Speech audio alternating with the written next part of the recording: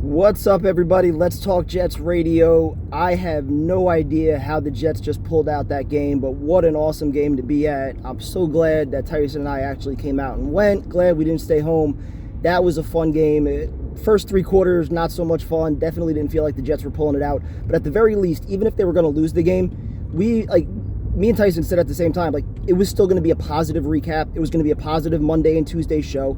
There wasn't much to complain about. These were the type of games that you expect from a young, rebuilding team. Be competitive against a better team, fight your asses off, probably trailing late in the game, and see if you could pull it out, right? And if they didn't, so be it, right? You're not a better team than the Bengals. But the fact that Mike White went out there completing, 35 of 40, I don't even know what the final numbers were. He was up above 80% for most of the game. Completes over 30 passes, over 400 yards. I think it was 405 or 416 that he finished with. Absolutely insane job by Mike White. You give him all the credit in the world. This offense looked completely different. You get a Philly special. You get 2 Mike White touchdowns. You get, even the interceptions, you can't really put on him. I don't think, balls off the fingertips of receivers. Hard to really put that on him. You want to say he threw the ball a little too hard or before the receivers were ready. That's fine. You had the Mims touchdown drop in there as well, which, we thought was going to be a killer when it happened. But you had Mims involved in the game. You had the Elijah Moore end around, some trickery at the end as well to close it out and actually get some first downs. So much credit to Mike LaFleur. Glad he was back in the booth. I think that's where he ought to be. Also, credit to Josh Johnson, too. Tyson pointed it out early in the game. He was in Mike White's ear almost the entire time, running up and down the sideline. Anytime that they were talking about a play, he was right there in the huddle with Mike White. So that's the kind of leadership that you want to see from a veteran backup quarterback. That's what Zach Wilson should have had. But for right now, Zach who?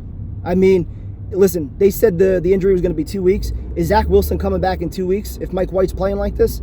If he goes out there on Thursday night and lights it up, is Zach Wilson getting his job back right away? Probably not. And you watch the huddle. You watched after Chuma Edoga had that ridiculous false start on third down. Jets get the first down right after that. Mike White goes up to him, gave him a pat on the helmet. A bunch of the receivers, they were talking with White, hugging it out, jumping up. He had that offense not only in sync, but there was camaraderie. There were guys jumping around. There were guys that were excited. And I do think that can come with Zach Wilson in time. But for right now, this looked like a totally different team, totally different offense. And it makes you wonder, was this Mike LaFleur or was it Zach Wilson? It was pretty much the same offensive line, a lot of the same weapons, minus Corey Davis. So no Corey Davis, no Zach Wilson, no Mekhi Becton. And this was the best game the Jets offense has played. And credit to the defense, too. They bended, but they didn't totally break. All right, there was a little bit of bending, but they didn't totally break, which was good. At the end, they got the big tip and then the interception from Shaq Lawson. Glad to see him show up. The corners, they were fighting most of the game, but they were overmatched. The Bengals receivers are just flat out better.